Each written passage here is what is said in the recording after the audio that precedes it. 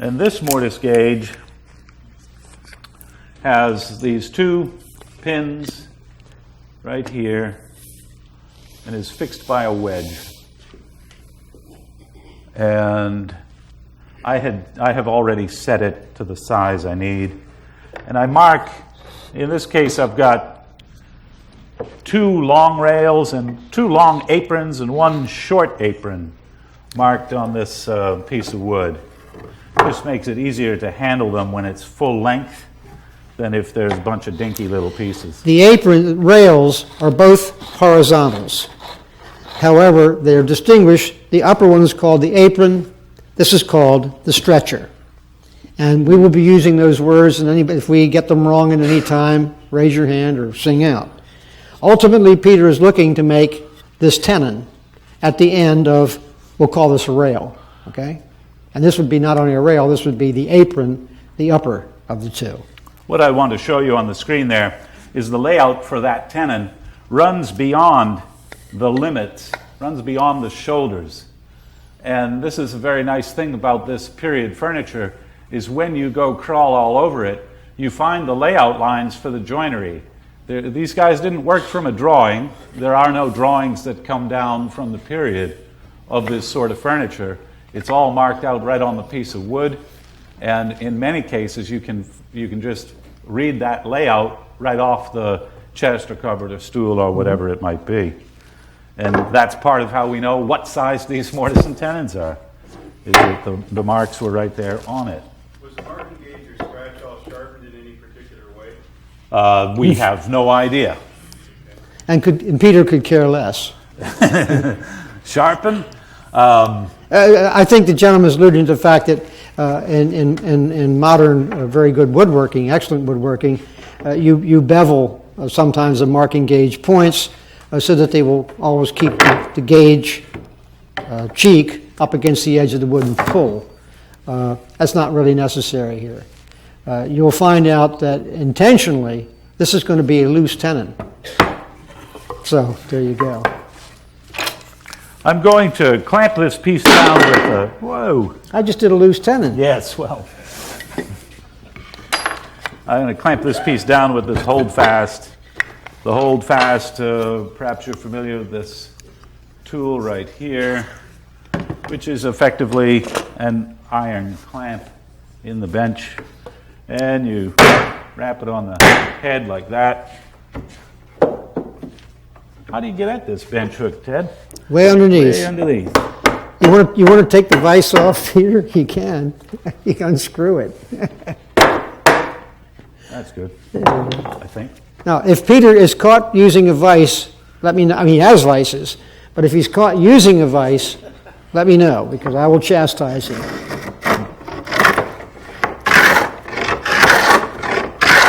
This tool, perhaps you're familiar with it, it's a plow plane for cutting grooves in the stock. What I'm starting here, after I've laid out the shoulders and the thickness of the tenon, I'm switching over and cutting some of the decoration and cutting this piece called a crease molding in the face of the stock. And the first step in cutting that molding is to cut a plowed groove down the midst of the stock there.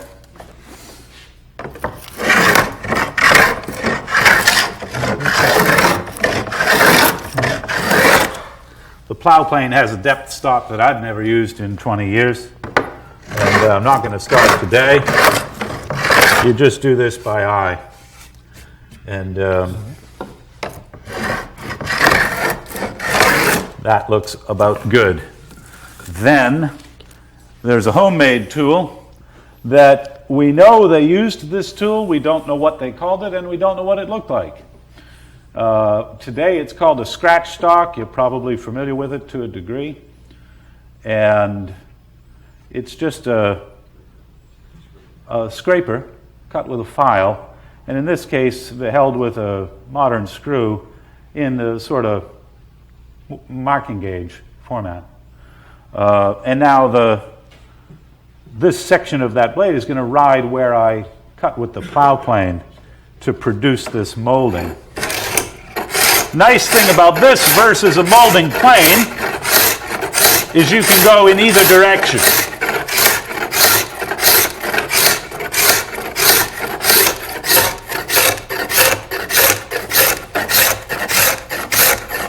Molding planes did exist and were used, but this tool was used as well. There's times when you can see that it was this tool and times when it's hard to tell which tool it was. There are also times, due to the construction of the joinery, that you can't get a plow all the way across the length of a particular framing member. So what they would do is they would start go as close as they could with the scratch stock, and sometimes the scratch stock will just dribble up onto the surface. You don't get any depth. And I don't know if we'll be able to see that in any examples we have here today, but it's quite obvious. I started to get that molding right down the bottom edge there. I need to do a little, little more of it up at the top edge. Again, this is always done on the ray plane. Well, maybe not always, but preferentially the ray plane.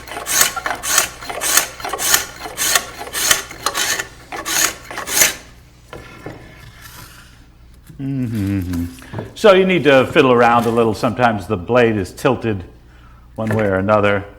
Sometimes it's sharpened better on one edge than another.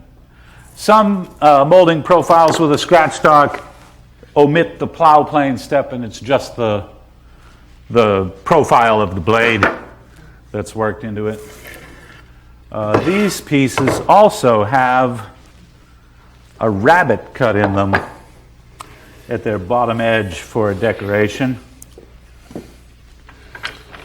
And the rabbet being this groove at the bottom of the apron, okay? Here is the scraped crease molding,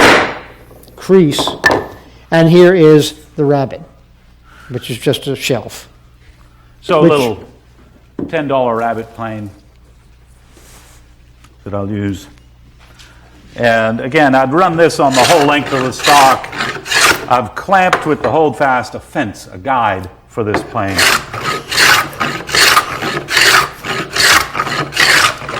No vise, just the holdfast. And you'll notice that the joined object is essentially decorated prior to assembly. None of this rabbeting, crease molding is done after assembly. It would be very difficult to do. So when it goes together, it's already going to look like this. Excuse me. So there you see that rabbet. And I didn't have a long enough fence, and I wasn't going to scramble around looking for one. That'll give us the idea of where we're going with that. Now, Peter, why is that board so long? Because it's 3 sections for the stool. It's 2 long aprons and 1 short apron. Why only 1 short apron? Because the piece got too narrow down this end. You can see that it went. But you see, so that part's firewood. When you're rabbeting or creasing, you might as well get done and run the whole thing. And what's the other advantage, Peter? It's easier to hold. Aha! You see, because holding is a real challenge, a real consideration. Let's put it that way. Obviously, you can see Peter has solved everything without the vise. But if he was trying to hold this, the side apron with a holdfast, okay, or hold it up against the bench hook, it could get very wibbledy and be very hard to control. So he's doing them in multiples. May I help you, Peter? Besides not sawing, you understand. No, I wouldn't want you to get dirty. He's very clean. Just pardon me for ducking in front of the screen.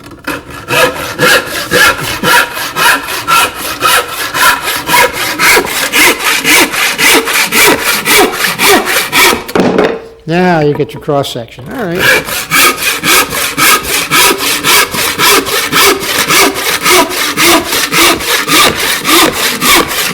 That's enough, Peter. That's the one I want.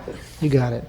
Is this decoration just the standard English, or is it different for American? Or? Well, maybe we've seen something in America that we haven't seen in England, but the whole basic idea of decorating by crease molding, or maybe even using embowing planes, they might have been called, or they were called, or rabbets. Any chamfers? No, no exterior chamfers usually. Those all came from England. Peter, have you ever seen this double chop in England in a rabbet?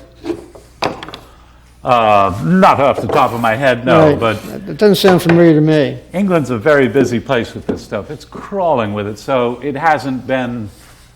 see, the problem in America and in New England is we have so little of this furniture. And in England, it's like that stuff is everywhere, and it hasn't been just obsessively analyzed like we've done in New England. And so you get to England and they say, we don't have time for that kind of stuff. There's just too much material here. So they have a wonderful problem in that they've got too much of this stuff.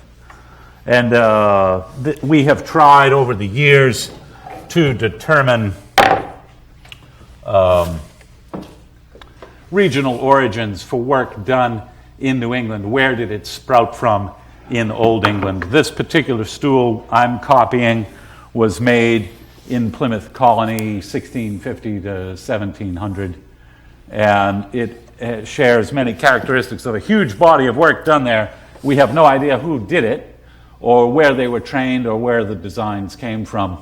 And my recent research has been, for the past few years, focusing on London and looking in the records in London for the names of joiners who emigrated to America.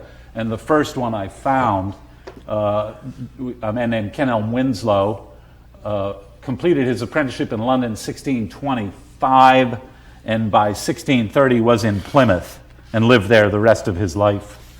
But I don't have furniture that I can solidly attribute to Winslow. So here you I've almost made a fabulous connection, but instead no I person. have Bupkis. Now this is While they were fighting the Indians in Plymouth, they were making these kinds of furniture. they had to sit Now they were somewhere. learning to live in harmony with their neighbors in Plymouth, is what it means. So now we're getting ready to cut that tenon. Do you want to talk about the shape of that tenon? You have one over there? Yeah. Where is it? The back bench? No, right there. Is that going to do it? Peter has, Swing. as you can see, Peter has marked out, you don't have to look at them, the lines where the tenon is going to be. And now we're going to look at the cross-section of the tenon. Well, let me get my ugly face out of the way. Now, the two horizontal surfaces here are shoulders, okay? Think of this as being the tongue and going into the mouth of the mortise. And here are the shoulders. These are the cheeks on the tenon. These are the shoulders. This is the outside of the rail towards me, okay? And you'll see that this line, this shoulder is undercut. It's not perpendicular to the surface at all. Rather strange. Worse than that, maybe, is that the inner shoulder is not even inside the joint. In other words, if you put this, I'm coming back, if you put this here in the mortise and you look at the back side, you will see that the shoulder doesn't even touch the stile, or doesn't touch the surface of the mortise. Now, why such a bizarre thing? Well, one theory is they were lazy, okay? They were sloppy. They had rotten tools, bad saws, blah, blah, blah, blah, blah, blah. And this is the easiest one to make. And it's easy because you only have to make one accurate cut. And that is, you have to follow the line across the front, okay? But in reality, what you've done here is you've created a surface where you have a knife edge so that this stile doesn't have to be accurately faced there, nor is this accurately faced, nor in a sense is the fall away part of the outside shoulder accurately faced. You say, well, come on, John, what's going on here? Well, we've looked and looked and looked and looked. And with one principal exception, which we may discuss later, and may not, this is the standard configuration, at least in New England, where I've looked extensively, and I'll let Peter speak for anywhere else, of why they were made this way. Well, why in the heck? Well, I'll show you why. We're going to talk about this later, I'm sure. But right now, consider the fact that these have moisture content in them. Consider the fact that this style, the leg, okay, it's got moisture and it's going to shrink and it's going to move somehow. Well, as long as you're only touching at one point there, okay, the movement of the style is not going to affect the construction of the stool. And you can deliver this style to the customer, this stool to the customer, when it has substantial moisture in it. It's not wringing wet, don't misunderstand me. You can get it out of the shop and get it to the man. And this is a universal technique. I agonized. Why? Peter agonized. We slopped. We tried other methods. This works. Is it loose? Yes, it's loose. And it's supposed to be loose because this rail is held into this style essentially by those two bending pegs which suspend, listen to this, suspend the tenon inside the mortise. Spooky? This is not cabinet making, and this is no derogation of cabinet making, which is a glue, tight, well-made joint, and it should be. But this is using the nature of oak, the trueness of ray planes, the fact that the thing shrinks so reliably. It's using all those characteristics, and I don't think, well, there's no wood that will do it as well. Hickory would do it as well, but... Now we'll cut it. Oh, pardon me, Peter. Oh, is that... Yeah. That's a signal to me. Yeah. I thought a nudge in the back with a ruler would move it right along. Now, where is the joint?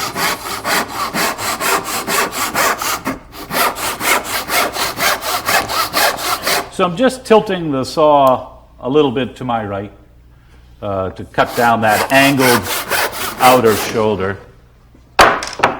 And if you go past your marking lines and cut into the tenon, don't really worry, it isn't a big deal. Hey, sucker, did you take my joint away? It's a good way to shut me up. It's right here. All right, I watch you like a hawk. We were looking at one of the chests yesterday, and the saw cut right into the tenon, and the tenon's only 5/16 of an inch thick. So when you cut into it, you're pretty much cutting it in half. It doesn't make a big difference. Oak has great tensile strength. So that part of the joint I've cut behind the line, a lot in this case. Oh, good pictures, Oh, yeah. Peter. It's flowing. That's Good. probably pretty radical, but you can do it. It doesn't make a difference. There are, of course, many joints that are what we now call barefaced. They have no back shoulder at all. And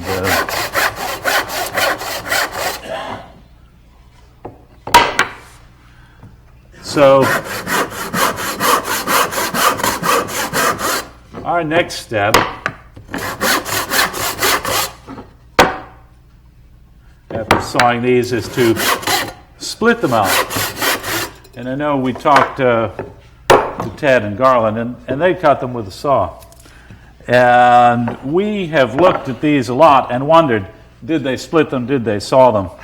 And knowing how lax they were sawing this way, we look for saw cuts that run into it that way and have never found any. And that's why we continue to split them.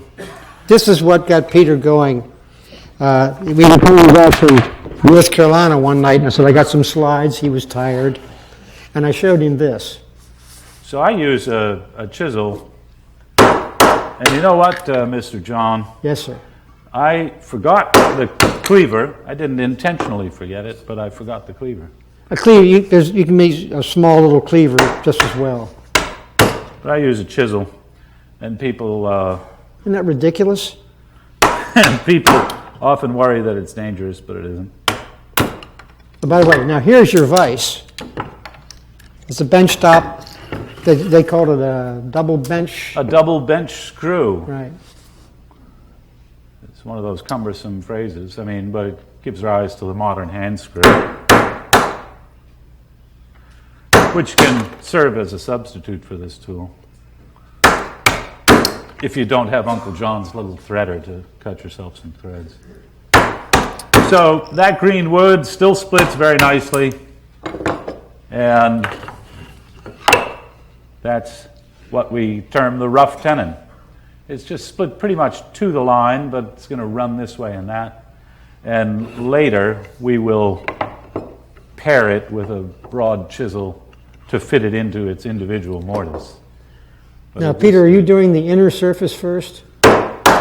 the inner surface? The inner, are you removing No, the I'm doing the face. Really? Yeah. I know the piece of wood very well. I know it splits fine. If it were a questionable piece of wood, the quality of it were... I see you don't approve. He senses that. He's a very sensitive young man. If Peter didn't know the wood, I'd split the back. because he's been working with this piece, if he didn't know the wood, what he would do is he would take off the inner cheek or the inner waist first to see how it ran. Because to the extent you want any accuracy, it's on the outer face of the tenon. And you'll see when we get into draw boring how that would work. You would be then pulling the tenon in the mortise towards the finished true surface of the object, chest, whatever it would be. So it's just a rough split on the tenon, and that whole business, to me that's timid and weak and pathetic. And I just hit it and say, what have you got to lose? It's just a few minutes of work if you have to redo it. And no, Peter, that's nonsense. And this will burn nicely. I'll shut him up. So we've made the rough tenon, Mr. John. Yep. And now we want to talk about styles and more. Does someone want to give us a time? What are we looking at? Got a half hour. Great. That's good. Did you say 5/16 tenon? 5/16. Oh, and that's thank you for asking that, because there is a very crucial thing that we have overlooked to tell you, and that is tenons are always 5/16 except when they're a quarter or 3/8. And the layout, regardless of the thickness of your stock, the layout in 95, 98% of the cases is your mortise chisel. You lay it in line with the face. You prick one cut on your mortise chisel and move over one more space of it, and that's your layout. If your stock is 2 inches thick, you don't center the tenon on the 2-inch stock. It's still just 5/16 of an inch in from that face. Sometimes it's 3/8, depending on, we'll look at that cupboard as Ted and Garland are building that, and it has all that applied junk on the front of it. Sometimes things are set deeper to accommodate a more three-dimensional look. But when I was a kid and first read about mortise and tenon joints, they talked about centering them in the stock, and this stuff is, by essence, if you've got 1-inch stock and you've got a chisel that's 1/3 of an inch, it's centered. But if your stock is 1.5 inches, it's still laid out in that same spot. That's the kind of thing I love about this furniture. Is Well, see, also remember the joiner only had one marking gauge, and if it was adjustable, may or may not have been, he adjusted it to this 5/16 detent and then the 5/16 tenon thickness and kept it. Why change it? But where did he get the 5/16, Peter? Where did that figure come from? Did it come from a ruler? It's 1/3 of an inch. No. Now let's try this again. Just be calm. You're talking. Calm. Right. You're talking about an insert of 5/16 and the width of a tenon of 5/16. Where did the 5/16 come? It didn't come from your dinky ruler. All right, where did it come from, Uncle John? He apparently has divine revelation, and now he's going to tell us where this 5/16 came from. The mortise chisel. Well, yeah, it came from the mortise chisel. Well, you know that's obvious, but maybe, just maybe, I didn't know that, Peter. All right, well... In other words, this dimension is encouraged by your tool, not by your ruler. Oh, I get it. Takes a where while. did the 5/16 come from for the mortise chisel? Where did the blacksmith get it? That the blacksmith made a mortise chisel. And the joiner said, a little bigger, a little smaller. That was it. Seriously. He has nothing to back this up. He can't prove it with any documentary evidence whatsoever. Yes. Of course I don't have any document, just good common sense. Oh, I knew how that applies in the 17th century. All right, enough fun and games. I'm right, but what can I say? Yeah. Yes, please. Did you angle the shoulder on that tenon, like, in that angle on those aprons? Yes, I'm talking about the other way. Is that stool, the stool is raked in one dimension. Yeah. What we call the ends of the stool are splayed, or raked, or battered, whatever you want to call them. But what we call the front of the stool, or the back of the stool, is 90 degrees. I'm making, in this joint, I was making them 90 degrees. We're going to get to those angled ones. They're another exercise. Where the master will hold forth, I'm sure. Now we're getting ready to mortise this style. Is that the truth? Yes. That's what it says. We're working from notes. I've got the all, by the way. And it's a challenge to work from notes. I've never done it before. What do we got here? Okay. This leg Excuse me, Peter, excuse me. About holding materials. We passed by in silence using what is called the wooden bench hook. Remember when he was doing the detail work on the tenon and sawing the cross-grain shoulder. That's the other holding tool. You've seen the double bench screw wherever it is. You've seen the hold fast here, and you've seen the metal bench hook there, and that's essentially it. And this one is made up. We had no idea if they used such a thing as this in the 17th century. It becomes very confusing because this is a bench hook and that's a bench hook. Mm-hmm. And Alexander is liable to call either one of them a holdfast. And it creates some fun. The layout for this. Ah, yes. Shall I get my pointer? No. No, please, no pointer. What I have laid out is this is the face, the front, or the rear of the stool. We were just talking about those 90-degree shoulders. I'm going to cut the joints for the raked side. So this leg is going to stand in the finished stool at this angle. I'm cutting these joints over here. I have a line marked with an awl right here that represents the top of my stool frame, and that's laid across with a square. Now I've got my bevel gauge. I'll lay that on here and carry that angled top of the stool sort of around the corner. So at this point, you have not indicated the position of the legs in orientation. Mark them so that you know it's left, right, that kind of business. That's another really complex issue. This one, because of the Julia Child nature of this thing, I know exactly where this leg is going. I don't have any marks on this one. We will be showing one or more systems for identifying the joints of this stool, although we have not seen joint identification marks on a stool. We've seen them on a chest, we've seen them on a cupboard, that sort of thing. I've never seen them on a stool. And yet stools are made in batches of 6 to make it even worse. At this point, identification of rails and particular styles is not important because you haven't, at this point, fashioned the tenon to fit a particular mortise. At that point, you start marking or not marking. The other thing is that the front frame and the front stiles will have the ray plane in them. That's customary.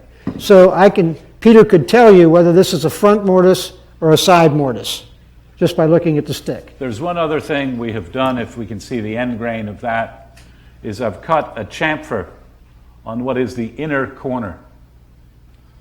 So blindfolded, you can pick this up and handle it and say that's the inside corner, so this and that are outside faces on that style. So it has some orientation aids, It does not have a identification mark per se, but that inner chamfer, we do see that a lot on stools and tables.